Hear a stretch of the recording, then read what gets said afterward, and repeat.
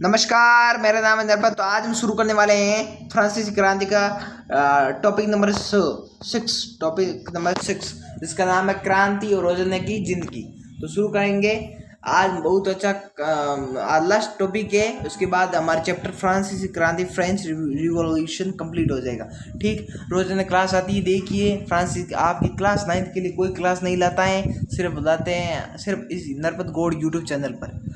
देखें और पढ़ें और ज्ञान लें। इसके बाद हम क्वेश्चन आंसर भी करेंगे, पर उससे पहले ये क्लास खत्म होने के बाद आपको बताएंगे कौन सा चैप्टर कितने अंक भार का है, जो आपके वार्षिक परीक्षा में कितने अंक आएगा। सामाजिक विज्ञान है आपकी, पहले हम हिस्ट्री कंप्लीट करेंगे, उसके बाद ज्योग्राफी, उसके बाद पॉलिटिकल, उसके बाद आर्थिक इकोनॉमिक। ठीक, तो शुरू करते हैं।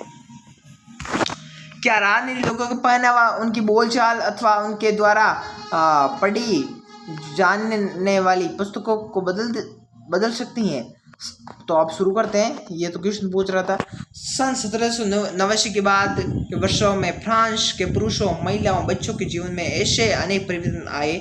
क्रांतिकारी सरकारों ने कानून बनाकर स्वतंत्रता एवं समानता के आदर्शों को रोजाना की जिंदगी में उतारने का प्रयास किया। क्या? स्वतंत्रता और समानता, पर बंधुत्व भी आना चाहिए। बंधुत्व 3 शब्द भारत ने फ्रांस से लिए। स्वतंत्रता, समानता, बंधुत्व, 3 शब्द रोजाना की जिंदगी में उतारने का प्रयास किया। बास्तिल के विध्वंस आपको पता है कब हुआ था? 7 जुलाई 1789 के अंदर, और उसके बाद 10 अगस्त 1792 में कैसा कुछ था, जिसमें टूलेरिये के महल पर धावा बोल दिया गया। ये प्रमुख ये डेट है, आपको याद रखने हैं, क्योंकि क्वेश्चन बहुत बार इम्पोर्टेंट है, जो आपको याद होनी चाहिए। मेरा आईडी से होने, क्योंकि इम्पोर्टेंट है। हमने चीनी क्रांति की हुई है, पर हम अब क्लास 9 पढ़ा रहे हैं ना, तब चीनी क्रांति है ही नहीं। इसके बाद विध्वंस के बाद, मतलब विनाश के बाद 1789 की गर्मियों में जो सबसे महत्वपूर्ण कानून अस्तित्व में आया, जो कौन सा था? सेंसरशिप। ये याद रखना, सेंसरशिप क्या है अभी बताएंगे। क्वेश्चन आ सकता है कि सेंसरशिप किसे कहते हैं, अभी बताएंगे आपको सेंसरशिप। ठीक, थोड़ी देर बाद। ठीक, सेंसरशिप की समाप्ति हो गई। ठीक, अस्तित्व में तो आया था ये कानून, पर सेंसरशिप ये फिर समाप्ति होगी। प्राचीन राजतंत्र के अंतर्गत तमाम लिखित सामग्री और सांस्कृतिक गतिविधियों की किताब, अखबार, नाटक जो राजा के सेंसर अधिकारी को द्वारा पास किए जाने के बाद ही प्रकाशित या मंचित किया जा सकता था, परंतु अब अधिकारों के घोषणा पत्र में भाषण अभिव्यक्ति की स्वतंत्रता को नैसर्गिक अधिकार घोषित कर दिया।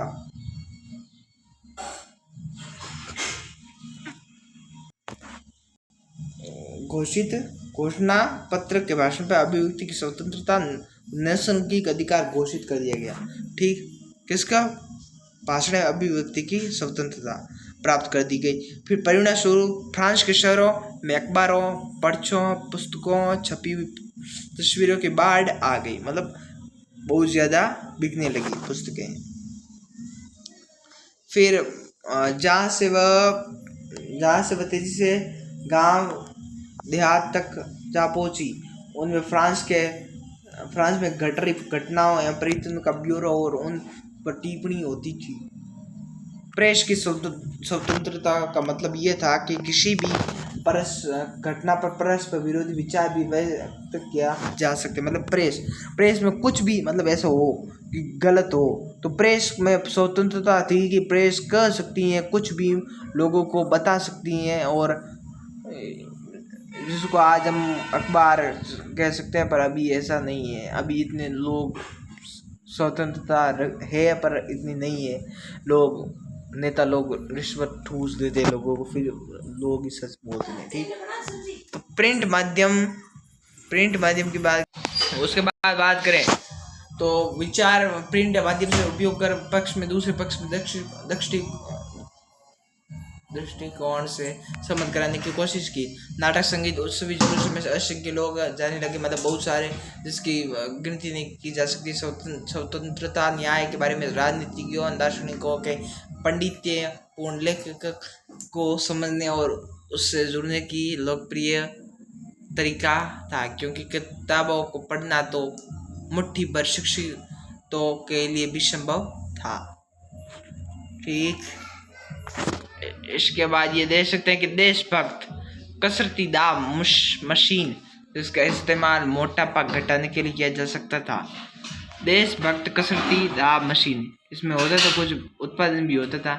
जो मोटे लोग होते थे जिनका कसरत कराते थे, जिससे मोटापा घटाने के लिए काम करी था, देशभक्त होते थे जो मोटे लोग कर सकते थे। अज्ञात चित्रकार द्वारा बनाए गए हैं। 1789 का ये चित्र न्याय के विचार को व्यवहार बदलना चाहता है। इसमें कुछ विद्युत का, कुछ ऐसा, कुछ हवा का, वायु का कुछ उत्पादन ऐसा कुछ होता होगा।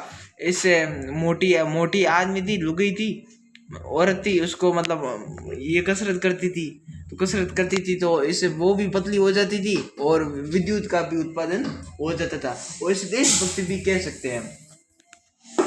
ये प्रमुख कारण। और उसके बाद मर्रा जनता को संबोधित करते हुए, मर्रा कौन, एक आदमी था, मर्रा जनता को संबोधित करते हुए लियोपोल्ड बोयली रचित चित्र, ये देख सकते हैं कि इस दिया में मर्रा के बारे में आपको क्या याद है, उसके इर्द गिर्द में मौजूद दृश्य को वर्णन करते हुए इसकी लोकप्रियता के बारे में समझते हुए किस शैली में आने वाले भिन्न समझे।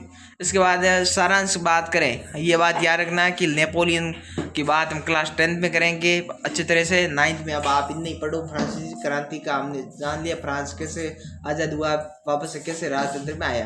तो शुरू करते 1804 में नेपोलियन बोनापार्ट ने खुद को फ्रांस का सम्राट घोषित कर दिया। नेपोलियन बोनापार्ट ने उसने पड़ोस के यूरोपीय देशों की विजय यात्रा शुरू की। पुराने राजवंशों को हटाकर उसने साम्राज्य पर बनाया, उनकी बागडोर अपने खानदान लोगों के हाथ में दे दी।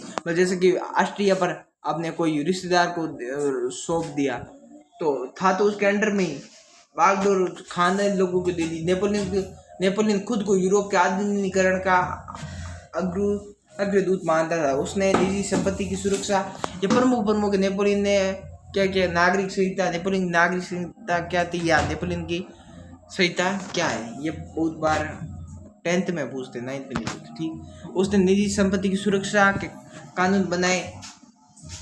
दशमलव पद्धति पर आधारित नाप तोल की एक समान प्रणाली चलाई। शुरू में बहुत सारे लोगों को नेपोलियन की मुक्तिदाता लगता था, मुक्तिदाता के ये हमको मुक्त कराने आया है, और उससे जनता को स्वतंत्रता दिलाने की उम्मीद थी कि ये हमें स्वतंत्र कर सकता है। नेपोलियन मतलब लोग बहुत खुश रहते थे नेपोलियन से, पर जल्द ही उसकी सेनाओं को लोग हमलावर मानने लगे, क्योंकि आखिरकार 1815 वाटरलू में उसकी हार हुई थी। आखिर होनी पड़ी, लोग मतलब थोड़े रहे, पर इतनी जनता सबसे अच्छा था मेरा आईडी से नेपोलियन ऐसे कहे तो। वाटरलू में उसकी हार हुई। ये क्लास 10 में पढ़ेंगे। यूरोप में बाकी हिस्सों में मुक्ति और आधुनिक कानूनों को फैलाने वाले उसके क्रांतिकारी रुपये का असर उसकी मृत्यु के काफ़ी समय बाद सामने आया, क्रांतिकारी रुपये का। ठीक, तो ये देख सकते हैं कि आल्प्स पार करता नेपोलियन डेविड द्वारा बनाया गया चित्र, ये जैसे नेपोलियन ऐसा बनाया गया चित्र में। पर ऐसा कहे ना तो अच्छी बात है, ये अच्छी बात है ऐसा कहे तो। उसके बाद स्वतंत्रता और जनवादी अधिकारों के विचार फ्रांसीसी क्रांति की सबसे महत्वपूर्ण विरासत थे। ये विचार 19वीं सदी में फ्रांस से निकलकर बाकी यूरोप में फैले, और इनके कारण वहाँ सामंती व्यवस्था का नाश हो गया। औपनिवेशिक समाजों में संप्रभु राष्ट्र राज्य की स्थापना के अपने आंदोलनों में राष्ट्र के मुक्ति के विचार में नई परिभाषा दी। टीपू सुल्तान, जो पता है आपको, भारत का मैसूर में रहने वाला हैदर अली के बेटा था, जिन्होंने टीपू सुल्तान और राजा का राम मोहन रॉय क्रांतिकारी फ्रांस में उपजे विचारों से प्रेरणा लेने वाले ठोस उदाहरण है। फ्रांसीसी क्रांति से लेने वाले दो प्रेरणा ली दो लोगों ने, जो कौन से थे, टीपू सुल्तान और राजा राम मोहन रॉय। ठीक, प्रमुख लोग थे, ये बात याद रखना। और ये पूछ सकते हैं कि नेपोलियन ने क्या क्या किया, कोई पूछ सकता है, भरोसे की परीक्षा में आ सकते हैं, 9th में भी आ सकता है, 10th में क्या जरूरी है। इसके बाद क्रियाकलाप की टेबल टूली। फ्रांस की क्रांति की शुरुआत किन परिस्थितियों में हुई, ये हमने पढ़ा है, सभी आप बता सकते हैं। फ्रांसीसी क्रांति की शुरुआत किन परिस्थितियों से हुई? महंगाई बढ़ गई, खजाना पूरा खत्म हो गया, निरंकुश राजा था, फ्रांसीसी क्रांति, ये आपको पता ही। दूसरी बात करें, आज हम सिर्फ थोड़ा पढ़ेंगे। ठीक, उसके बाद फ्रांसीसी समाज के किन तबकों की क्रांति का फायदा मिला? क्रांति का फायदा मिला? कौन से समूह सत्ता का छोड़ने के लिए मजबूर हो गए? एक तो रॉबस्पियर, एक राजा को तो फांसी दे दी गई, आपको बताइए। एक तो नेशनल असेंबली बीच में रुक गई क्योंकि नेपोलियन आ गया था। उसके बाद दो डिक्टेटर मतलब कार्यपालिका, और दूसरी कौन है, डिक्टेटर और नगर परिषद, ये प्रमुख थी ना, विधान परिषद ये भी थी। पर निराशा भी हुई थी कई लोगों को, और लास्ट में यही निराशा हुई और नेपोलियन राज्य बना, और कई जनता ने भी बहुत निराशा झेली। इसके बाद ये अभी हम पढ़ रहे प्रमुख शायर सकेत, इसका उत्तर कंफर्म नहीं, मतलब इस आप हमने पढ़ा इतना तो हम जान रहे हैं। और तीसरा 19वीं सदी और 20वीं सदी की दुनिया के लिए फ्रांसीसी क्रांति कौन सी विरासत छोड़ गई? 19वीं और 20वीं सदी, ठीक। तो प्रमुख 19वीं 20वीं सदी में दुनिया के बीच फ्रांसीसी क्रांति कौन सी विरासत छोड़ गई? समानता, बंधुत्व, स्वतंत्रता, तो ये तो तीन थे जो भारत ने लिए।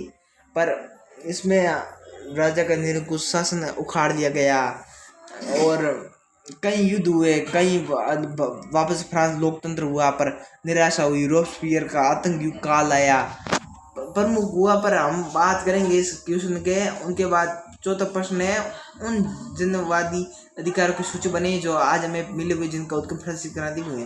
पांचवा है, क्या आप इस तर्क में सहमत है कि सार्वभौमिक अधिकारों के संदेश में नाना अंतर्विरोध थे? छठा, नेपोलियन के उदय को कैसे समझा जा सकता है? कि नेपोलियन उदय ऐसे कि डायरेक्टरी शासन में रोजाना लड़ी होती थी, डायरेक्टरी शासन में, और नगर परिषद और कार्यपालिका में रोजाना लड़ी होती थी, जिससे नेपोलियन के फायदे उठाए। नेपोलियन ने फायदे उठाकर 1804 में नेपोलियन ने शासन फ्रांस पर कर दिया। तो फिर नेपोलियन ने अपने खानदानी लोगों को ऑस्ट्रिया कई अलग अलग देशों पर राज किया। इससे 1804 में ऐसा कहे तो उदय होगा। 1815 में नेपोलियन की हार हुई वाटरलू के युद्ध में। प्रमुख ऐसे ये, और ये क्वेश्चन भी आ सकता है, कोई भरोसा नहीं है एग्जाम वालों का, ठीक। ये हमारा चैप्टर कंप्लीट हुआ। हम मिलेंगे नेक्स्ट वीडियो में, और क्वेश्चन आंसर लाना पड़ेगा या आप कर लोगे तो अच्छी बात है, ठीक।